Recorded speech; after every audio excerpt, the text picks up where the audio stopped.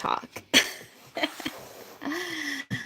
We're going to use the tarot today as talking points on the title, which is Familiar Trauma Patterns, repeating the familiar trauma patterns in relationships, and being able to learn to recognize those patterns and to stop them in their tracks so that you can leave unhealthy relationships and get to better relationships. So we're going to use the tarot today as talking points about that. How y'all doing? Where y'all at?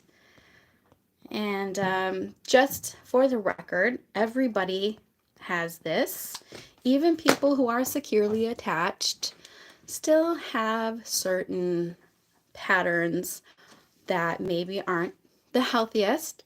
And the real trick is to recognize the patterns and to stop it quicker. In other words, to realize when a relationship is really just not healthy or toxic, and to get out of it faster, or to raise awareness to the red flags so that you can change it. And sometimes it takes people 50 years to recognize how to do that, to be able to live healthier, happier relationships. And sometimes people are able to get out of those patterns earlier.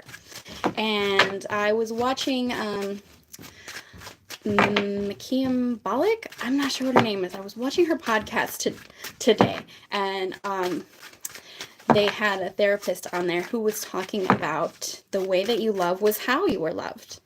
And what is her name? From Blossom.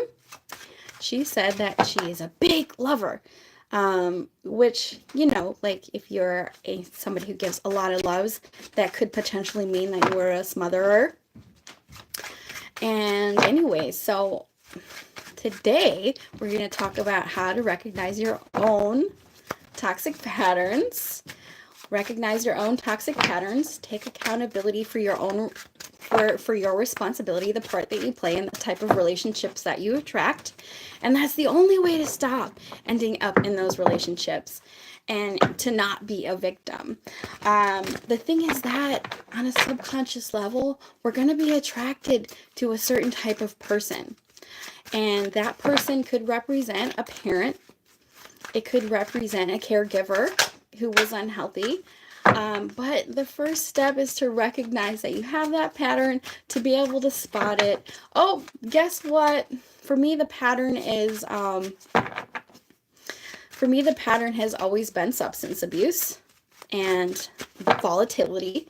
So, it took me probably 30 plus years to recognize that pattern and to spot it in the people that I'm attracted to.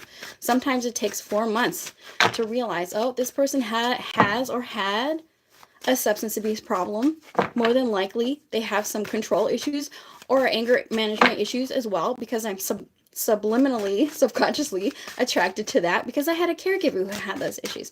So that's what we're talking about today, for you to be able to do that for yourself. Recognize it, spot the red flags early, decide if it's fixable, or if you could do damage control, or if maybe you just want to get off this ride. So it's important because nobody else is going to do it for you. And we have to be adults about it. We have to be real about it. And we have to do it ourselves. We have to save ourselves. We have to be our own hero. So today we'll use the tarot as talking points. And if you guys have stories, you can let me know in the comments below. What are your familiar toxic relationship patterns? Have you dated out of your trauma? Have you learned to stop attracting people from your trauma? And I don't think it's easy because, like I said, we're not always aware that we're doing it. I'm not really sure what you're saying here.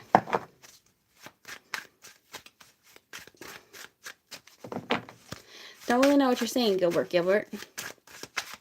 I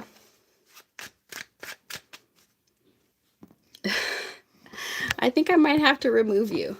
Thank you, though. Okay, so yes, let's get into it. Let's get some cards here. Just so you know, I don't tolerate trolls. I will remove you from the chat. So behave in the comments. And be respectful, because if you're coming to this live, it's because that you know that you maybe have had some abusive relationships, unhealthy relationships, bad patterns in relationships, and you want to learn how to rise above it, right? The Justice card. I think of the Justice card as a talking point in this as being okay with things being unfair. And what does it look like when we're in a relationship where things are a little unfair or unequal, disharmonious, not regulated? A familiar relationship pattern for you could be arguing a lot. Maybe you grew up in a household where people argued a lot or people got angry a lot, and that is just something that you kind of got used to.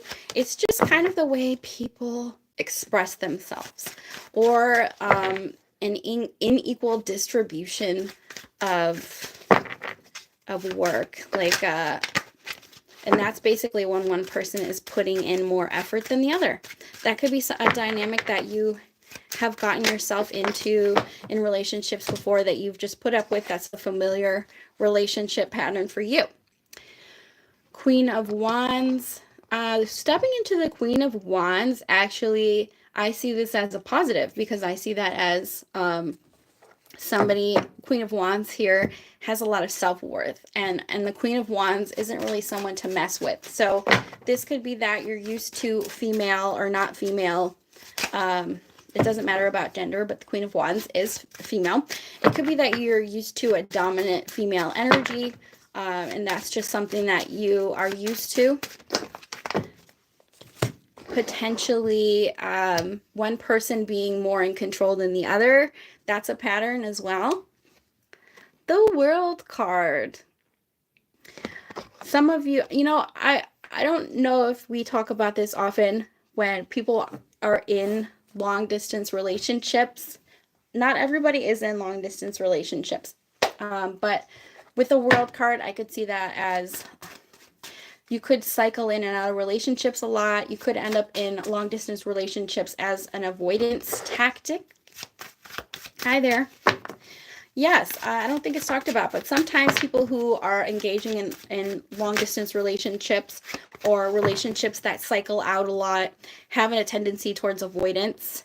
And as I was saying before, and I was watching the podcast earlier, sometimes avoidants are more attracted to volatile partners, and because then they don't really have to deal with the issues at hand. So cycling in and out of relationships, or getting into relationships that couldn't possibly go anywhere, or couldn't possibly get to a place of stability or commitment, that's an avoidance tactic. That could be your familiar trauma. So yes, and what causes someone to be avoidant? I'm not a doctor, so I don't know necessarily, but yes, maybe you had maybe there was a volatile parent, or maybe you were just used to your caregivers didn't meet your needs. Your needs were neglected. Your needs were avoided. That can cause someone to be an avoidant. Some of you guys, Four of Cups, you could have had relationships that were unfulfilling to you. Potentially just staying in relationships that weren't really fulfilling for you. And there's a lot of different reasons why people stay in relationships that don't make them happy. One, change is hard. Two, self-worth. They think they don't deserve any better. They think they can't attract any better. That's a lack of self-confidence, a lack of awareness. Maybe being in a small town, being in a small town, there's not a lot of options. We stay with who we are. We're just kind of used to it. We're used to our needs not being met. We're used to having to do for other people. Four of Cups there. The Moon. Sometimes we act out of our feelings, right? Yes, acting out of your feelings. Hi, Gigi. So we are talking about a particular topic today. We're not doing readings today. Thank you. That would be, I usually do the free questions live on Saturday or Sunday. Yes, so make sure you check the title of the reading of the videos I put out, and it will tell you whether or not it's a free questions live. Sometimes I feel like these last three cards are about avoidance. The Moon card is like hiding your emotions, holding your emotions in, not expressing your emotions. Once again, that's like an avoidant thing. But also potentially depression, because the Moon card is subconscious urges, but it can also talk about depression and untreated depression, which can be a pattern in relationship, just a general pattern. The Moon, Pisces and Cancer.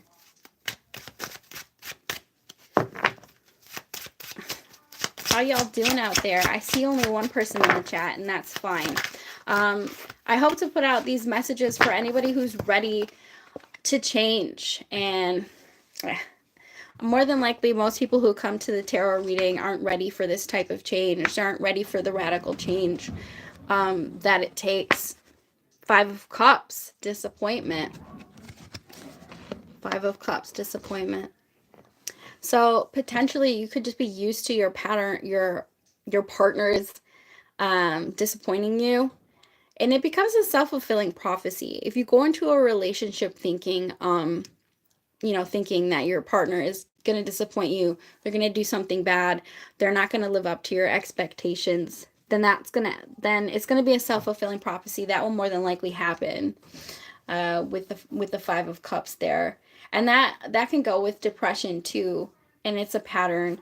Of course, that's above and beyond just I'm aware that I have this pattern.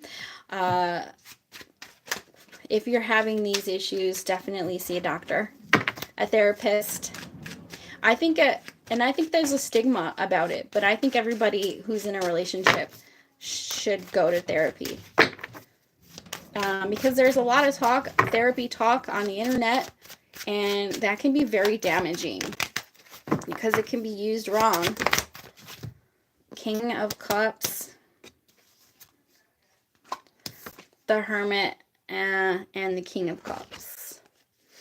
This is very much avoidant energy. And the King of Cups is the opposite of the avoidant energy. The King of Cups is the one who's like, I'm always the bigger person. I always have to be the bigger person.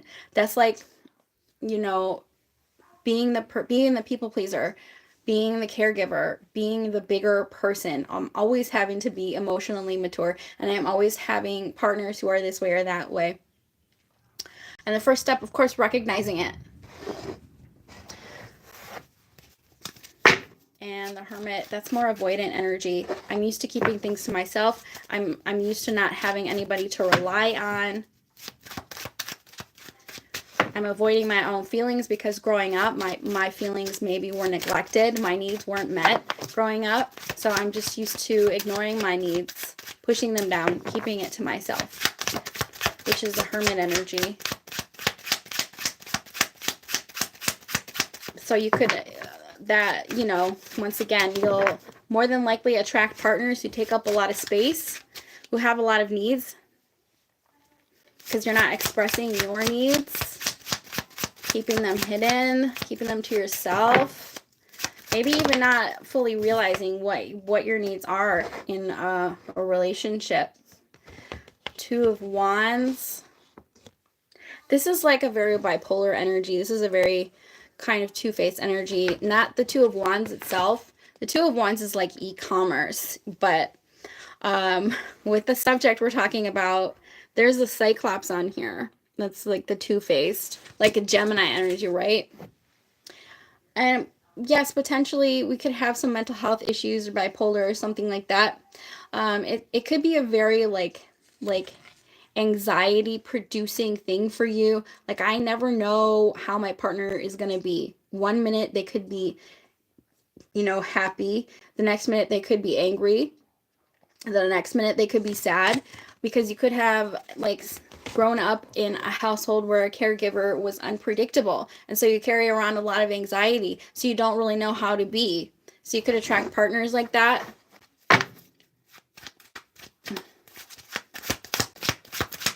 Two of Wands.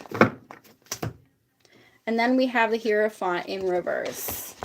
The Hierophant in reverse can be religion. It can be somebody who is overly religious. So you could, you know, there is such thing as religious abuse, or somebody who's overly strict. Potentially, if you had an overly strict parent, potentially. I feel like you could, if you had an overly strict parent, you could potentially attract partners who are domineering or controlling.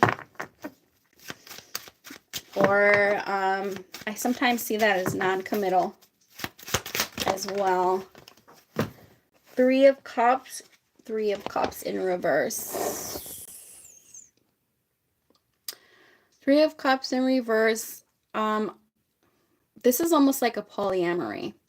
So I know polyamory, a lot of people who come here probably aren't into polyamory, but there is trauma with polyamory. Of course, now it's become like a recognized relationship pattern, but the type of people who are attracted to polyamory do have, I believe, have a different type of trauma. And I'm not necessarily sure what that would be, but it could potentially be that they were neglected. And so now as an adult, they require extra needs and extra care and extra attention. Okay, you guys. I'm just going to get an oracle card and then I'm going to end the live. And I'm going to keep this up, even though maybe it didn't get a lot of views. Not very popular because it's not telling your fortune. For those of you who need it, we'll find it. Let's get an angel oracle card for the collective.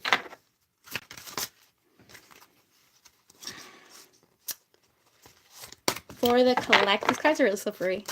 For the collective. What do we have for the collective? Oh! That one went flying. Base chakra. Choose only positive thoughts to describe your career. Words determine your outcome. Prayers and affirmations and meditations are all words. So it's important because your thoughts become your reality. With the base chakra here, this is saying just be careful of your thoughts, be careful of your words. Because every thought and every word that comes out of your mouth, you're creating your reality. So this is just to be mindful, to be as positive and as gentle with yourself as possible so that you can create that type of reality for yourself. Throat chakra. The angels are helping you lovingly speak your truth. The throat chakra is about expressing yourself, expressing your needs. But with the base chakra, it's like making sure that what you're expressing is positive and optimistic. Okay, you guys, I'm going to get on out of here. I hope this reading elevated your consciousness in some type of way, shape, or form. And I'll see you all for the All Questions Live.